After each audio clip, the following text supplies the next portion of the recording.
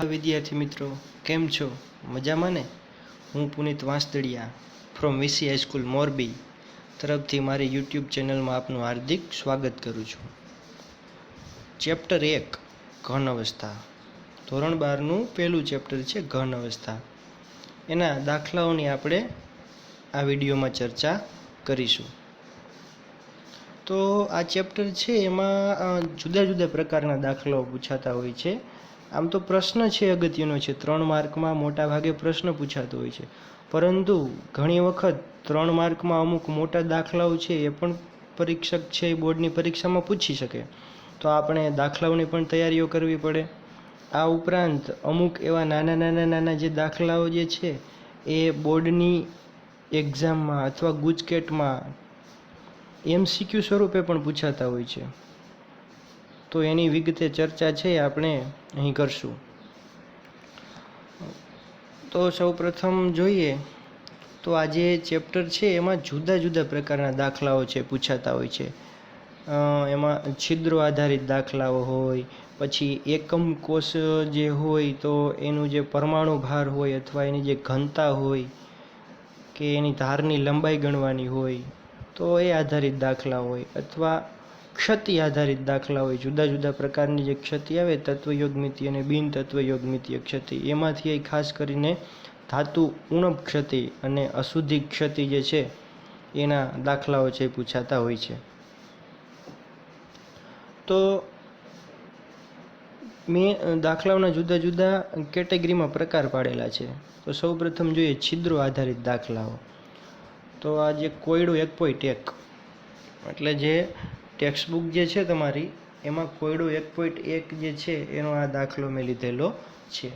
હવે છિદ્રો આધારિત દાખલાઓમાં શું હોય તો કે આપણે જાણીએ છીએ કે 3 પ્રકારના એકમ કોષની વિસ્તૃત ચર્ચા આવી પેકિંગ ક્ષમતાની ગણતરીમાં. સિમ્પલ ક્યુબ એટલે સાદો ઘન, ત્યારબાદ BCC અને છેલ્લો હતો FCC. FCC ને CCP પણ કહેવાય. તો આ જે 3 પ્રકારના એકમ કોષ છે એની પેકિંગ ક્ષમતાની ગણતરી કરી, બરાબર. તો જ્યારે એકમ કોષની રચનામાં પરમાણુઓ સંકળાયેલા હોય ક્લોઝ પેકિંગ રચનામાં, તો ત્યારે એમાં અમુક પ્રકારના છિદ્રો ઉત્પન્ન થતા હોય છે.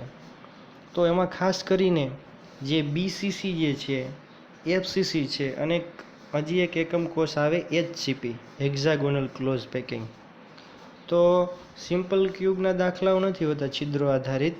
ખાસ કરીને તમારી ટેક્સ્ટબુકમાં HCP અને FCC એકમ કોષ હોય એમાં જે છિદ્રો ઉત્પન્ન થાય એ આધારિત દાખલાઓ આપેલા છે. તો FCC પ્રકારના એકમ કોષની CCP પ્રકારનું એકમ કોષ પણ કહેવાય છે, HCP. તો આ બંને એકમ કોષો છે એમાં કયા પ્રકારના છિદ્રો જોવા મળે તો કે સમચતુષ્ફલકીય છિદ્રો અને અષ્ટફલકીય છિદ્રો છે જોવા મળતા હોય છે. તો આ જે બંને છિદ્રો છે એ અમુક જે છિદ્રોની જે છિદ્ર બનેલા હોય એમાં ધન આયન ગોઠવાયેલા હોય. શું ગોઠવાયેલું હોય? છિદ્રની રચનામાં મોટા ભાગે ધન આયન ગોઠવાયેલા હોય. જે છિદ્ર બનતું હોય એમાં જે જગ્યા બને, છિદ્રમાં જે જગ્યા હોય, અવકાશમાં જે જગ્યા હોય એને છિદ્ર કહેવાય. પરમાણુઓ એકબીજા સાથે જોડાઈને જે બનતા હોય તો એ છિદ્રમાં નાની ત્રિજ્યા ધરાવતો નાના કદનો પરમાણુ ધનાયન હોય છે, ગોઠવાઈ જતો હોય છે. અને મોટા કદનો જે પરમાણુ છે એ ઋણાયન હોય. તો આ ઋણાયન છે એ લેટિસ રચનામાં સંકળાયેલો હોય છે. લેટિસ રચનામાં એટલે કઈ જગ્યાએ તો કે FCC પ્રકારનો એકમ કોષ હોય તો એમાં ઋણાયન છે એ ઘનના ખૂણા ઉપર અને ફલકના કેન્દ્રમાં, દરેક ફલકના કેન્દ્રમાં હોય.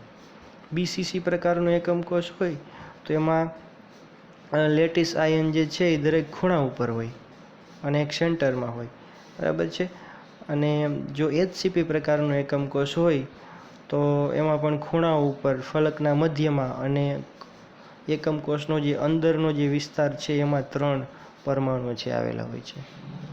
તો હવે એમાં જે છિદ્રો ઉત્પન્ન થતા હોય 2 પ્રકારના હોય, સમચતુષ્ફલકીય છિદ્રો અને અષ્ટફલકીય છિદ્રો.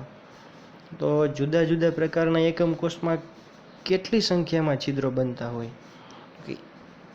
HCP પ્રકારનો એકમ કોષ હોય, HCP પ્રકારનો એકમ કોષ હોય, FCC પ્રકારનો એકમ કોષ હોય અને BCC પ્રકારનો એકમ કોષ હોય. તો જો એફસીસી પ્રકારનો એકમ કોષ હોય તો એમાં જે છિદ્રો બને ટેટ્રાહેડ્રલ હોય એટલે કે સમચતુષ્ફલકીય છિદ્રો એની સંખ્યા છે એ 8 હોય અને અષ્ટફલકીય છિદ્રોની સંખ્યા 4 હોય. બીસીસી અને એચસીપી પ્રકારના એકમ કોષમાં સમચતુષ્ફલકીય છિદ્રની સંખ્યા 12 અને અષ્ટફલકીય છિદ્રની સંખ્યા 6 હોય. આ બંને એકમ કોષમાં ઉત્પન્ન થતા અથવા બનતા છિદ્રો છે એ સરખા હોય. એચસીપી અને બીસીસી પ્રકારના એકમ કોષમાં 12 સમચતુષ્ફલકીય છિદ્રો અને 6 અષ્ટફલકીય છિદ્રો હોય છે. ટૂંકમાં હું એટલું કહી શકું કે એફસીસી માટે Z બરાબર 4 છે. એફસીસી માટે Z બરાબર 4 એટલે કે એફસીસી પ્રકારનું એકમ કોષ હોય તો એમાં દરેક એકમ કોષ દીઠ પરમાણુની સંખ્યા 4 હોય. તો જેટલા પરમાણુની સંખ્યા હોય એટલા અષ્ટફલકીય છિદ્ર હોય અને એના કરતાં બમણા ચતુષ્ફલકીય છિદ્ર હોય. એવી રીતે એચસીપી પ્રકારનું એકમ કોષ હોય તો એમાં પરમાણુ છે એની સંખ્યા કેટલી હોય? એકમ કોષ દીઠ પરમાણુની સંખ્યા 6 હોય અને એના કરતાં બમણા ચતુષ્ફલકીય છિદ્ર હોય. પરંતુ આ બીસીસી પ્રકારનો જે એકમ કોષ છે એના છિદ્રોની સંખ્યાને પરમાણુની સંખ્યા સાથે કોઈ સંબંધ નથી.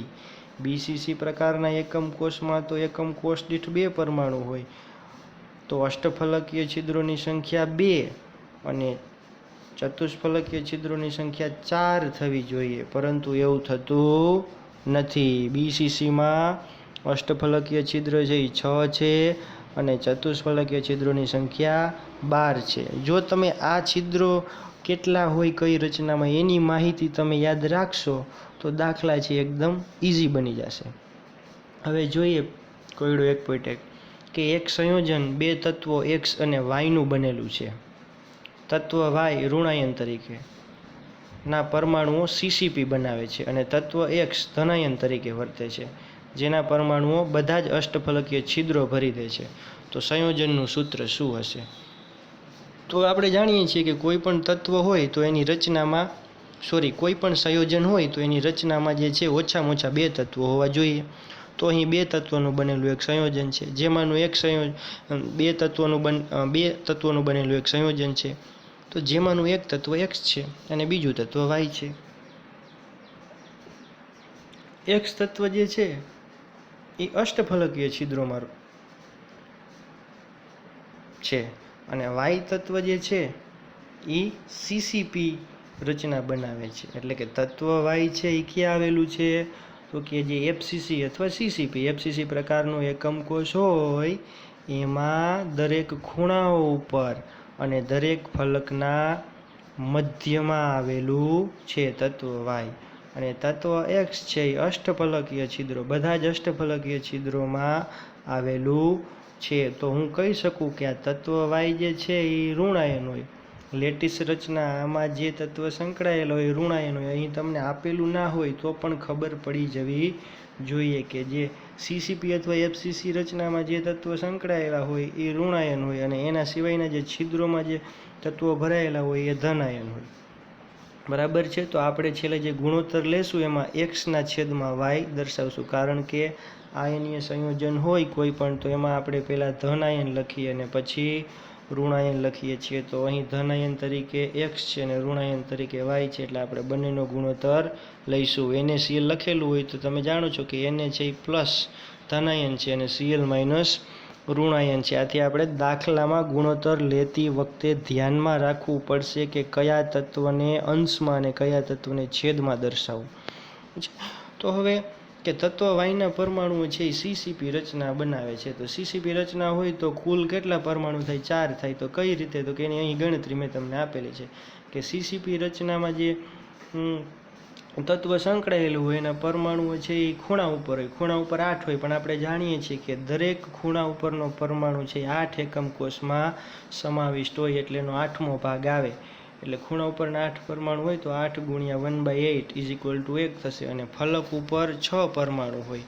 હવે હું એકમ કોષ દોરતો નથી આગળ, હવે તો તમને ખ્યાલ જ હશે કન્સેપ્ટ આખો કે એફસીસીમાં કઈ જગ્યાએ પરમાણુ આવેલા હોય. તો ફલક ઉપર 6 હોય, દરેક ફલક ઉપર 2, અને આપણે જાણીએ છીએ કે દરેક ફલક છે એ બે એકમ કોષમાં કોમન હોય, એટલે એને 1/2 વડે મારે ડિવાઈડ કરવું પડે.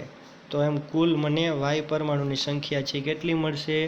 4 મળશે. હવે હું ગણું છું એક્સ પરમાણુની સંખ્યાની ગણતરી. તમે આ ટાઇટલ બાંધી શકો કે વાય તત્વ વાયના પરમાણુઓની ગણતરી, ત્યારબાદ તત્વ એક્સના પરમાણુઓની ગણતરી. હવે જુઓ કે તત્વ એક્સ છે ક્યાં આવેલું છે? તો કે તત્વ એક્સ છે એ બધા જ અષ્ટફલકીય છિદ્રમાં ભરાયેલું છે.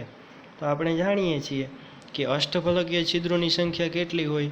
તો કે અષ્ટફલકીય છિદ્રોની સંખ્યા છે એ જે એફસીસી પ્રકારનું એકમ કોષ હોય એમાં જેટલા પરમાણુ હોય એની સંખ્યા બરાબર હોય. તો અષ્ટફલકીય છિદ્રની સંખ્યા સીસીપી પ્રકારના એકમ કોષમાં લેટિસ રચનામાં સંકળાયેલા પરમાણુ જેટલી હોય છે. એટલે આ વાય બરાબર 4 છે, બરાબર, તો એક્સ બરાબર પણ 4 થાય. તેથી અષ્ટફલકીય છિદ્રની સંખ્યા 4. હવે બધા જ અષ્ટફલકીય છિદ્ર છે એ તત્વ એક્સના પરમાણુ વડે ભરાયેલા છે. આથી હું લખી શકું કે એક્સના પરમાણુની સંખ્યા પણ થશે 4. બસ, હવે મને બંનેની સંખ્યા મળી ગઈ તો સંયોજનનું સૂત્ર લખી શકું x4 y4 અને આનું સાદું રૂપ આપું, બરાબર છે. સિમ્પ્લિફાઈ કરું, 1:1 નો રેશિયો છે, ડિવાઈડ કરું 4 વડે બેને, તો xy, અથવા આવી રીતે ગુણોત્તર લઈએ, x/y બરાબર બંનેની સંખ્યાનો ગુણોત્તર 4/4, તો 1/1, એટલે xy. તો આ થયું આપણું સંયોજન જે છે એનું અણુ સૂત્ર. ત્યારબાદ જોઈએ બીજો દાખલો, કોયડો 1.2 ઉદાહરણનો. તત્વ બીના પરમાણુઓ HCP લેટિસ રચનામાં ગોઠવાયેલા છે અને તત્વ એના પરમાણુઓ સમચતુષ્ફલકીય છિદ્રોનો 2/3 ભાગમાં રોકાયેલા છે. તો તત્વ એ અને બી ના દ્વારા રચાતા સંયોજનનું સૂત્ર શું હશે? તો તમે જુઓ કે પહેલાં ગણતરી કરતી વખતે શું ધ્યાનમાં રાખવાનું? તો કે લેટિસ રચના પહેલાં ગોતવાની. કઈ લેટિસ રચના છે? તો કે HCP એટલે હેક્ઝાગોનલ ક્લોઝ પેકિંગ. તો એની રચનામાં કયા પરમાણુ છે, કયું તત્વ છે? તત્વ બી, તો એ ઋણ આયન હોય, આયનીય સંયોજન હોય તો, અને તત્વ એ છે એ ધન આયન હોય, બરાબર.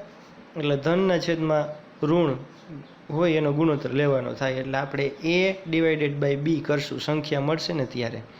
તો હવે HCP લેટિસમાં તત્વ બીના પરમાણુઓ સંકળાયેલા છે, તો HCP એકમ કોષ દીઠ પરમાણુ સંખ્યા કેટલી હોય? 6 હોય, બરાબર. તો એની ગણતરી મેં દર્શાવેલી છે કે તત્વ બીના પરમાણુ છે HCP લેટિસ રચનામાં સંકળાયેલા હોવાથી એકમ કોષમાં રહેલ તત્વ બીના પરમાણુની સંખ્યા બરાબર, અથવા તમે શોર્ટકટ યા મુદ્દો બાંધી શકો કે તત્વ બીના પરમાણુની સંખ્યાની ગણતરી, ટાઇટલ. તો હવે ગણતરી કઈ રીતે મેં દર્શાવેલી છે? તો કે HCP પ્રકારનો એકમ કોષ હોય, આગળ આકૃતિ આપેલી છે અગાઉના વિડીયો લેક્ચરમાં, અહીં હું ચર્ચા કરતો નથી. ખૂણા ઉપર, દરેક ખૂણા ઉપર પરમાણુ હોય અને HCP પ્રકારના એકમ કોષને 12 ખૂણા હોય, બરાબર છે. અને દરેક ખૂણા ઉપરનો પરમાણુ 6 એકમ કોષમાં હોય. ધ્યાન રાખજો, જો FCC હોય અથવા BCC હોય તો આપણે ખૂણા ઉપરનો જે પરમાણુ હોય એને 8 × 1/8 કરીએ છીએ, પણ HCP હશે તો શું કરશું? 12 ખૂણાના 12 પરમાણુ ગુણ્યા 1/6 કરશું, 1/8 અહીં આવશે નહીં. તો એની સંખ્યા થાય 2. ત્યારબાદ જે એકમ કોષ હોય એની 2 ફલક હોય, તો એ નીચે અને ઉપર, એ બંને ફલક ઉપર પણ એની ફલકના મધ્યમાં પણ પરમાણુ હોય. દરેકના મધ્યમાં એક પરમાણુ, એટલે 2 ફલકના મધ્યમાં 2 પરમાણુ. ને આપણે જાણીએ છીએ કે કોઈ પણ ફલક છે એ 2 એકમ કોષમાં કોમન હોય, એટલે એને 1/2 વડે ડિવાઈડ કરીએ તો એની સંખ્યા મળે 1. અને એકમ કોષના અંદરના ભાગમાં 3 પરમાણુ હોય, તો અંદરના ભાગમાં એટલે પૂરેપૂરા લેવા પડે, બરાબર છે. એક એકમ કોષ, કોઈ પણ એકમ કોષ હોય એના અંદરના ભાગમાં જો કોઈ પરમાણુ આવેલો હોય તો એ બીજા એકમ કોષમાં કોમન હોતો નથી.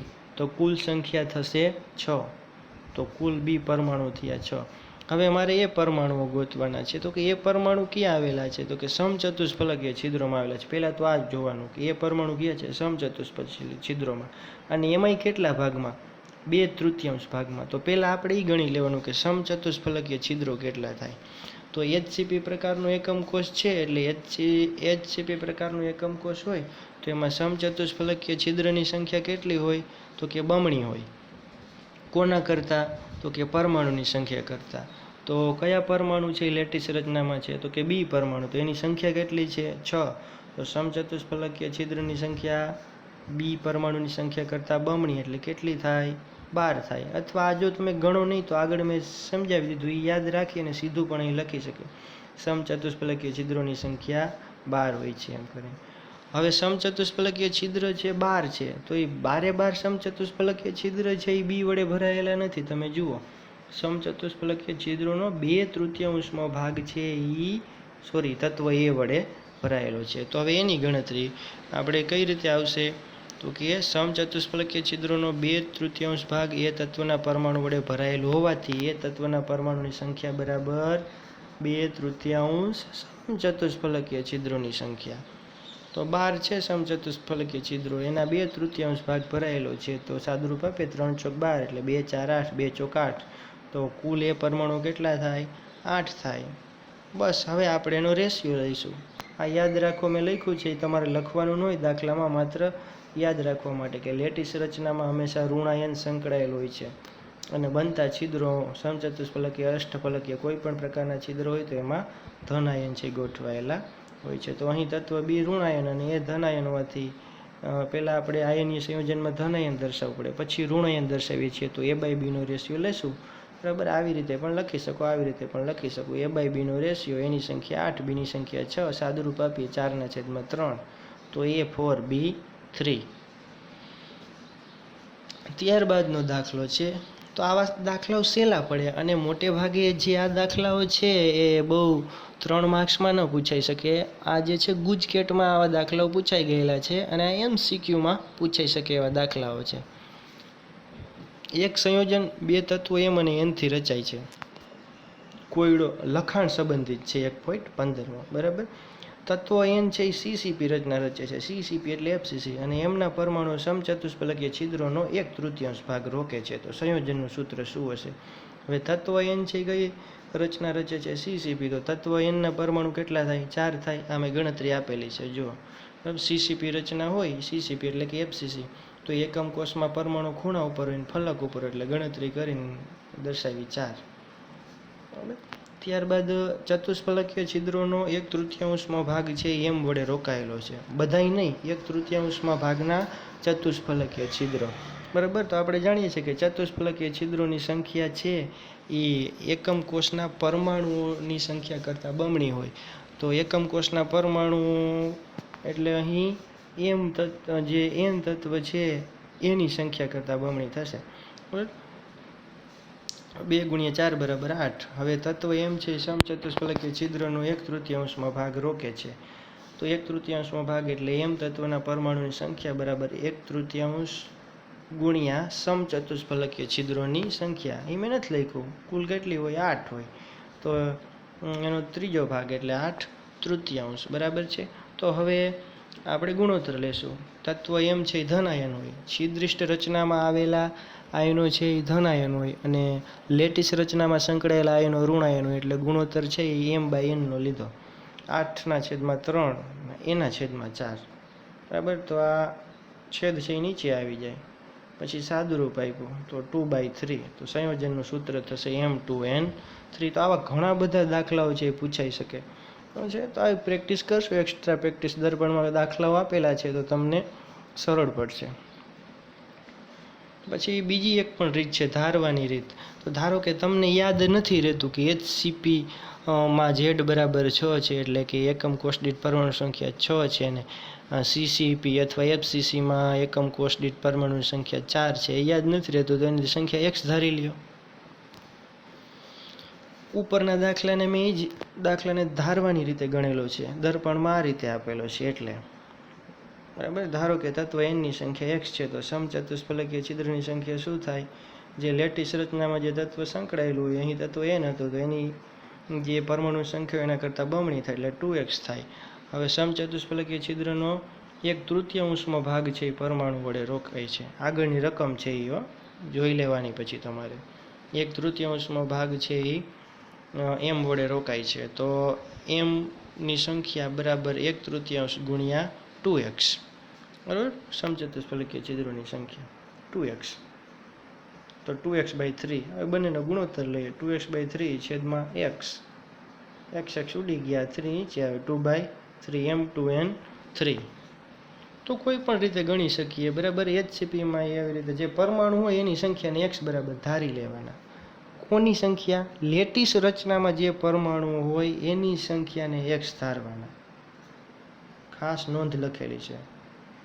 પણ મેં તમને કેમ આગળની રીતો પર એટલે વધારે ભાર મૂકું છું કે MCQમાં પણ ઘણી વખત પૂછાતું હોય કે HCP પ્રકારના એકમ કોષમાં પરમાણુની સંખ્યા કેટલી હોય, કુલ પરમાણુની સંખ્યા એકમ કોષ દીઠ તો 6 હોય. તો જો તમે યાદ રાખેલું હોય તો તમે MCQમાં જવાબ લખી શકો.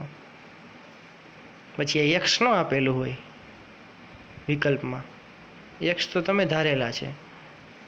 કોઈ વિદ્યાર્થી x ધારે, કોઈ વિદ્યાર્થી છે એ 2x ધારી તો ગમી શકે. કોઈ વિદ્યાર્થી છે 100 પણ ધારી શકે, 500 પણ ધારી શકે. હકીકતમાં એક એકમ કોષ દીઠ HCP હોય તો એમાં એકમ કોષ દીઠ જે લેટિસ રચનામાં જે પરમાણુ રહેલા હોય એની સંખ્યા 6 હોય, FCC અથવા CCPમાં 4 હોય. પછી એના આધારે સમચતુષ્ફલકીય અને અષ્ટફલકીય છિદ્ર દર્શાવી અને પછી જેટલામાં ભાગ રોકાયેલો એની ગણતરી કરી અને પછી ગુણોત્તર લેવાનો થાય. આ પ્રકારના દાખલાઓ છે એ ખૂબ ઇઝી દાખલાઓ છે. એક વખત ટ્રીક મગજમાં સમજાઈ જાય અને કન્સેપ્ટ ક્લિયર થઈ જાય એટલે સહેલું પડે છે. હવે ત્યારબાદ સ્વાધ્યાયનો 1.19 દાખલો છે. આ પ્રકારે પણ પૂછાઈ શકે કે ફેરિક ઓક્સાઇડ આયનની ષટકોણીય સંવૃત સંકુલિત રચનામાં સ્ફટિકીકરણ પામે છે, જેમાં દર 3 અષ્ટફલકીય છિદ્રો પૈકીના 2 છિદ્રો ફેરિક આયન વડે ભરાયેલા છે. તો ફેરિક ઓક્સાઇડનું સૂત્ર જણાવો.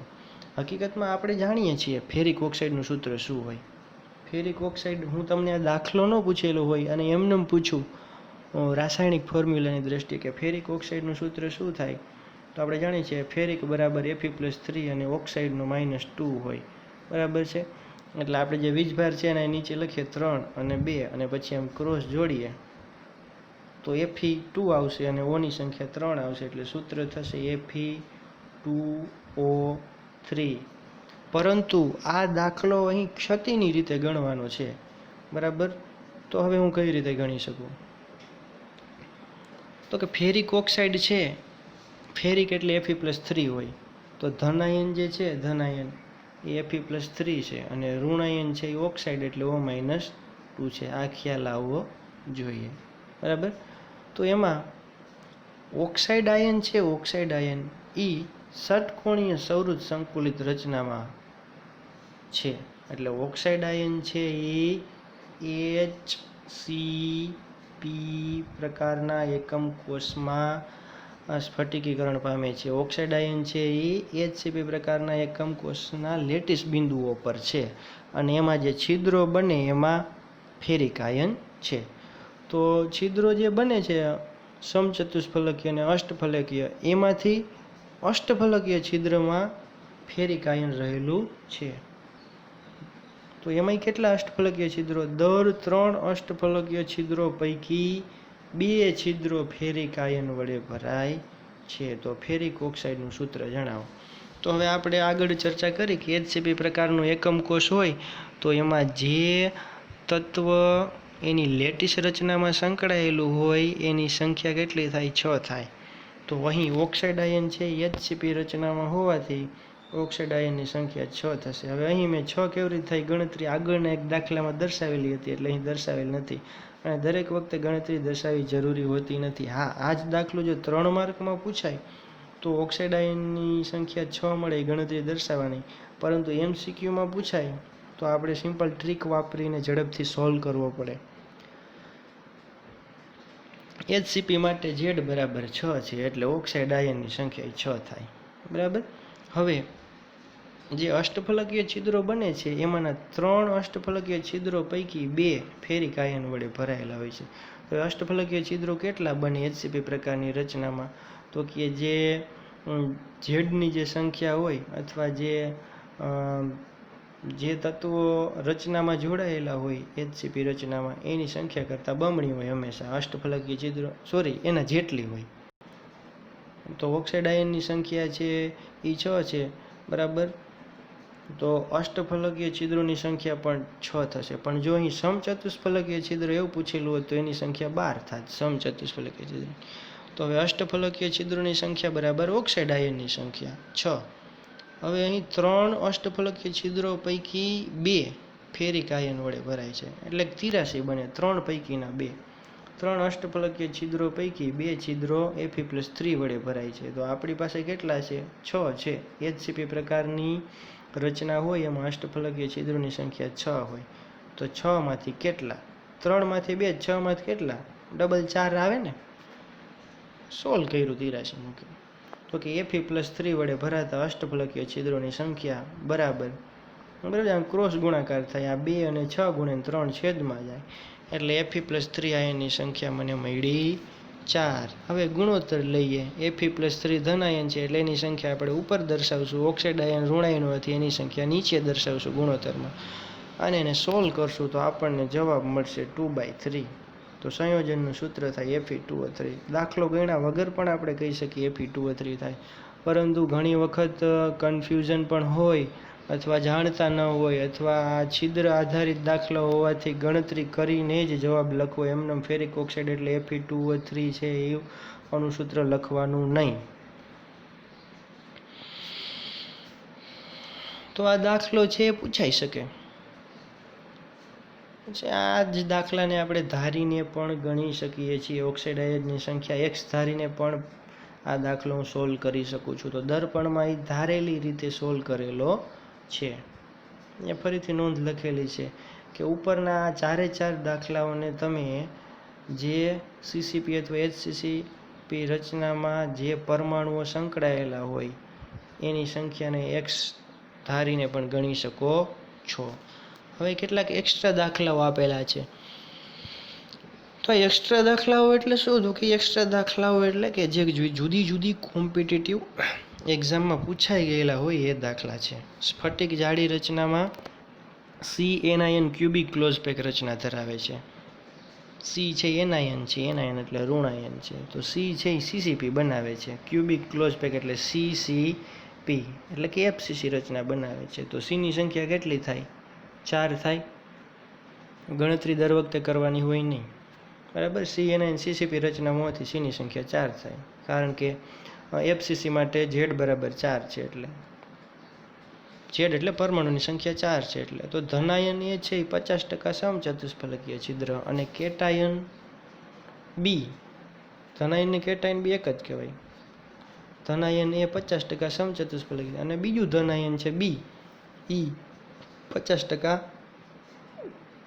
અષ્ટફલકીય છિદ્રમાં ગોઠવાયેલું છે. તો સંયોજનનું અણુસૂત્ર શું હોય? એટલે કે ટૂંકમાં જે છિદ્રો જે છે એ બંને 50-50% ભરાયેલા છે. સમચતુષ્ફલકીય છિદ્ર 50% ભરાયેલું છે A વડે, અષ્ટફલકીય છિદ્ર 50% ભરાયેલું છે B વડે. તો આપણે E અને B ની સંખ્યા મળી જાય તો અણુસૂત્ર મળી જાય. હવે એની સંખ્યા એટલે શું?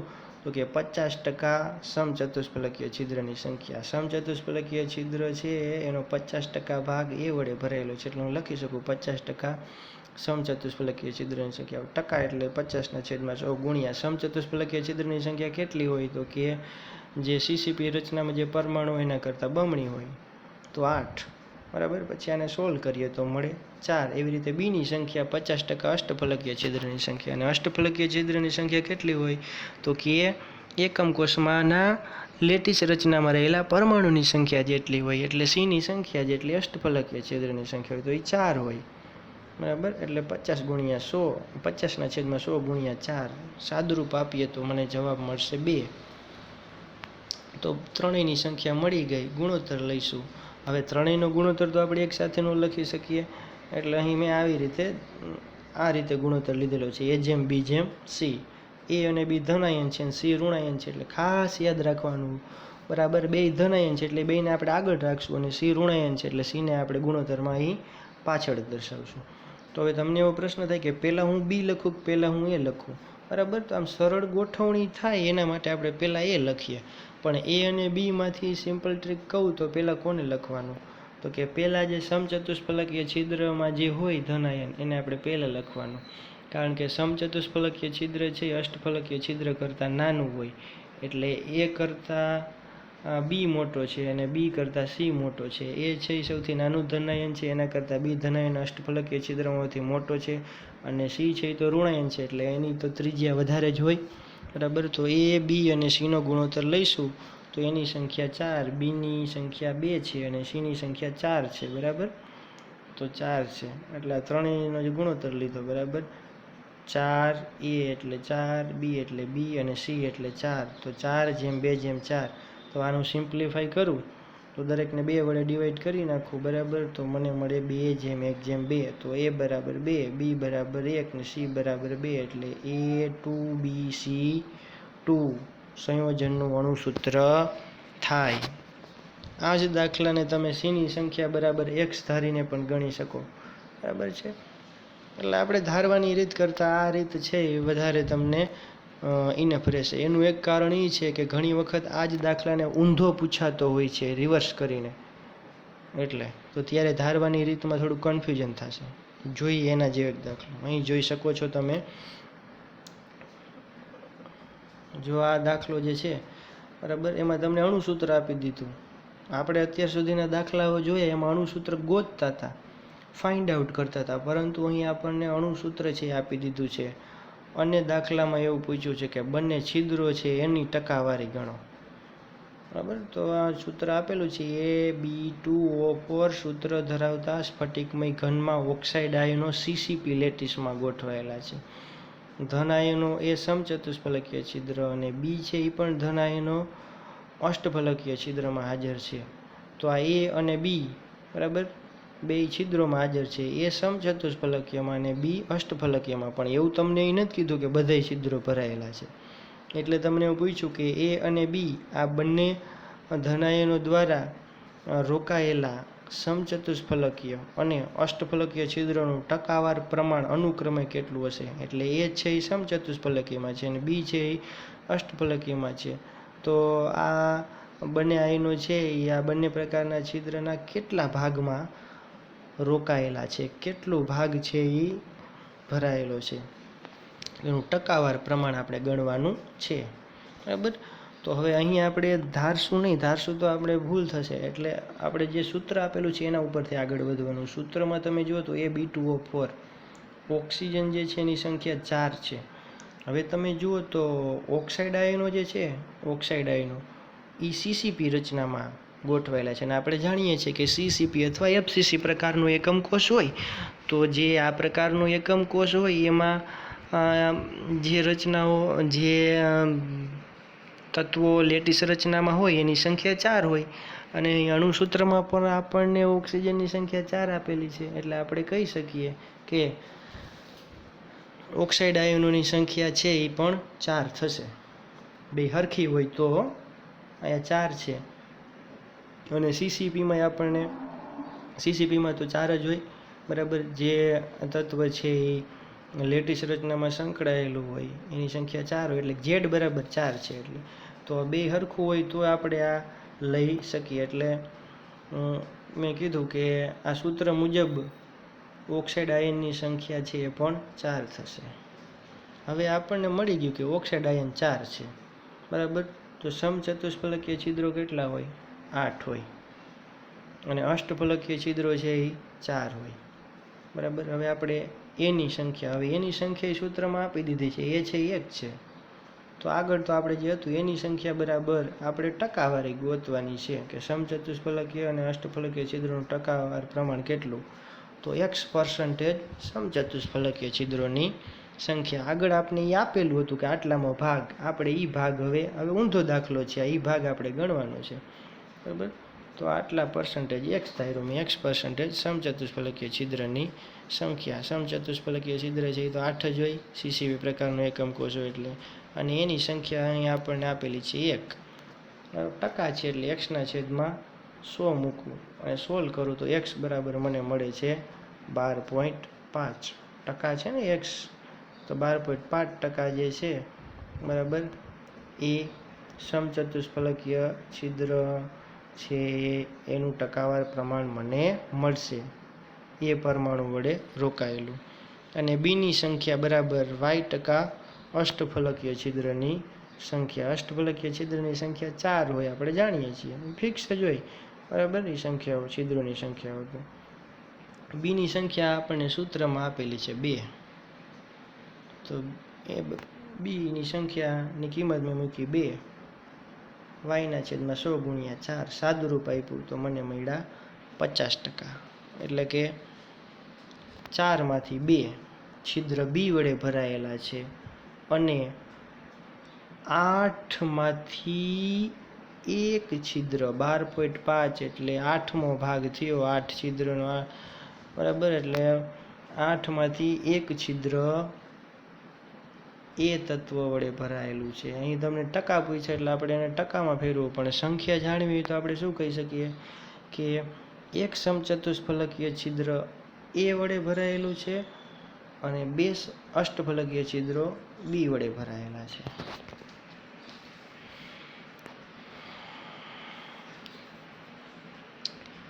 ત્યારબાદનો પ્રશ્ન જે છે, બરાબર, આ પ્રકારના પ્રશ્નો પણ પૂછાતા હોય છે તો એની હવે હું પછી ચર્ચા કરીશ.